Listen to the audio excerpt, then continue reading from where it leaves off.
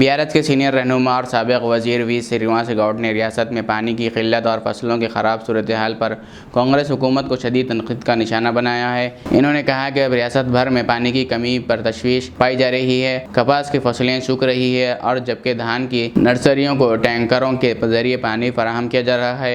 We Srinivas Gaur ने इल्ज़ाम आयद किया कि पड़ोसी रियासत आंध्र प्रदेश, कर्नाटक और महाराष्ट्र दरियाओं का पानी इस्तेमाल कर रही है, जबकि तेलंगाना के किसानों को पानी फराहम नहीं किया जा रहा।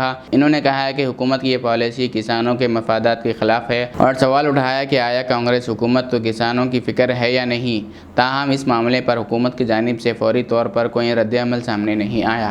ఏ టీవీలో చూడండి, ఏ ఊరికి పోయినా ఏ రైతుని అడిగినా ఎవరి నోట నిలబడ్డప్పుడు ఏంటంటే అరే ఎల్లినో వస్తుందంట, పల్లెటూర్లలో వచ్చిందంట, వర్షాలు రావు ఎట్లా అని. ఏ పేపర్ చూస్తే ఈరోజు ప్రముఖ పేపర్లు చూడండి, ఏది అన్ని నైరుతి దాని మీద ఆశలు. ఆంధ్రజ్యోతి చూడు, కరువు కొరలలో సాక్షి, ఆశలన్నీ ఆకాశం పైన, నవ తెలంగాణ నీళ్ళు లేవు అన్ని. ఏ పేపర్ చూసినా ప్రతి పేపర్లో ఒక నమస్తే తెలంగాణ అంటే ఏదైనా అపవాదం చేస్తారు. ఏ పేపర్లో చూసినా, ఏ టీవీలో చూసినా, ఎవరి నోట చూసినా, ఏ రైతు చూసినా కూడా ఆకాశం వైపు చూస్తున్నాడు, ఇట్లా చూస్తున్నారు. వర్షం వస్తుందా, ఏంది, ఎప్పుడు వస్తుందా, మబ్బులు వస్తున్నాయి. పత్తి విత్తనాలు భూమిలోనే ఎండిపోయినాయి, వేసిన విత్తనాల లోపల. కనీసం వరి నారు కూడా నీళ్ళు వేసే పరిస్థితి లేదు. ఎంత సిగ్గుచేటంటే ఇలా ప్రభుత్వం ఏం చెప్తుంది, మాదిగా తప్పు, వరుణ్ణి తప్పు, దేవుని తప్పు అనేటట్టు మాట్లాడుతూ ఉన్నారు. గోదావరిలో 1,00,000 క్యూసెక్ల నీళ్లు గోదావరిలో పోతున్నాయి.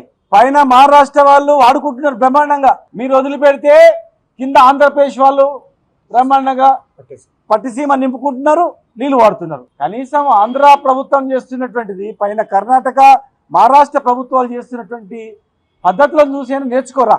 ఎందుకు ఇంత కక్ష? ప్రభుత్వం ప్రజల మీద కక్షనా, పార్టీ మీద కక్షనా? ఇంత శాడిజం ఎందుకు ఈ ప్రభుత్వానికి? రైతులు బాగుపడద్దా? మాకు అనిపిస్తుంది ఒకటే, ఒక 2 పిల్లలు కుంగిపోతే 2 నెలల్లో కంప్లీట్ చేయొచ్చు. ₹1 ఇవ్వాల్సిన అవసరం లేదు, మేమే రిపేర్ చేస్తామని ఎల్ఎన్టీ కంపెనీ వచ్చినా కూడా వాళ్ళని చేయనీయలేదు, కాంట్రాక్టర్ని చేయనీయలేదు, వీళ్ళు చేయలేదు.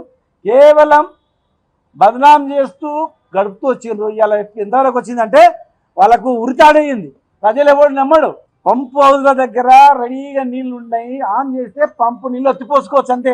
కేసీఆర్ను బల్లాన్ చేసి కాలం గడపాలని చూస్తే మీకు కాలం చెల్లదు, గుర్తుపెట్టుకోండి. ఇలా ఈ రాష్ట్రంలో రేపు రాబోయే రోజుల్లో హైదరాబాద్లో కానీ గ్రామాల్లో కానీ ప్రజలారా, తాగునీరుకు కష్టం వచ్చిందంటే మీరు ఓట్లేసి గెలిపించినందుకు మీ పైన కచ్చగట్టి ఇలా మిమ్మల్ని గొంతుకోసే కార్యక్రమం చేస్తున్న సంగతి మర్చిపోవద్దని చెప్పి నేను చెప్తున్నా.